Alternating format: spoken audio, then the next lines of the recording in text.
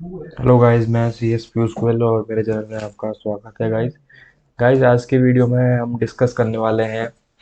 अगर आपका भी कोई अनक्लेम डिपॉजिट जो कि बैंक के अंदर है, किसी भी प्राइवेट सेक्टर बैंक के अंदर या पब्लिक सेक्टर बैंक के अंदर, और वो क्या है, बैंक अकाउंट इनऑपरेटिव होने की वजह से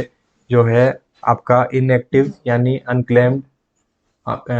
अमाउंट के तौर पर क्या है आरबीआई के पास चला गया है, यानी अनक्लेम डिपॉजिट के तौर पे आरबीआई के पास चला गया है,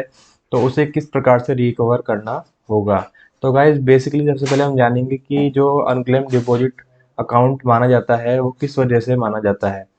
अगर आपके अकाउंट के अंदर रेगुलर 10 ईयर्स तक, यानी 10 ईयर्स तक अकाउंट आपका ऑपरेटिव नहीं होता है, इनऑपरेटिव रहता है, तो उस केस के अंदर जो है बैंक्स को मैंडेटरी होता है कि जो भी अमाउंट पड़ा है बैंक अकाउंट में अकाउंट होल्डर के, वो सारा अमाउंट जो है आरबीआई को 10 ईयर्स के बाद ट्रांसफ़र करना होता है। और अगर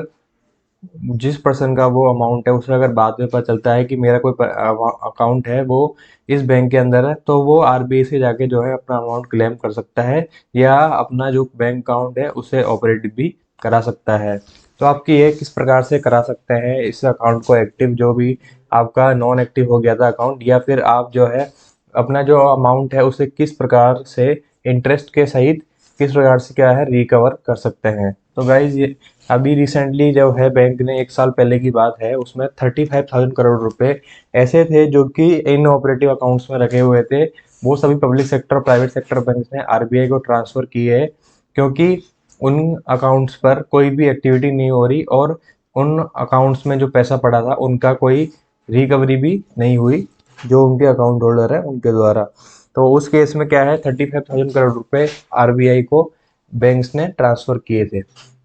तो अब हम जानेंगे कि इसे किस प्रकार से जो है हम रिकवर कर सकते हैं। तो गाइस अभी 9 बैंक्स या 7 बैंक्स के अराउंड ऐसे हैं जिनको क्या है कंसीडर करते हुए आरबीआई ने उद्गम पोर्टल लॉन्च किया है। जो उद्गम पोर्टल है उसके अंदर क्या है, आप अपने एक तो सबसे पहला अपना अमाउंट कितना है उस अमाउंट को आप सर्च कर सकते हो, और दूसरा साथ के साथ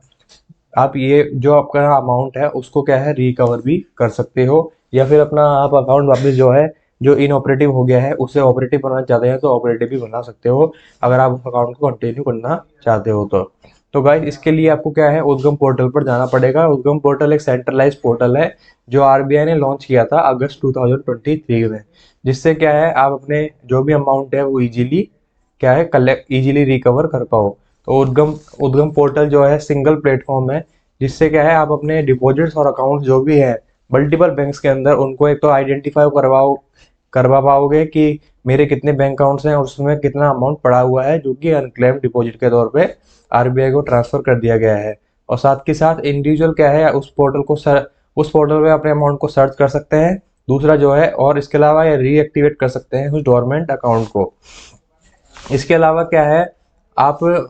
15 अक्टूबर से क्या है धीरे धीरे बैंक्स ने सर्च फैसिलिटी भी प्रोवाइड करा दी है 2023 से। तो इस प्रकार से जो है आप अपना जो है अमाउंट रिकवर कर सकते हो। तो मैं आपको एक उद्गम पोर्टल का एक इंटरफेस भी दिखा देता हूँ कि उद्गम पोर्टल जो है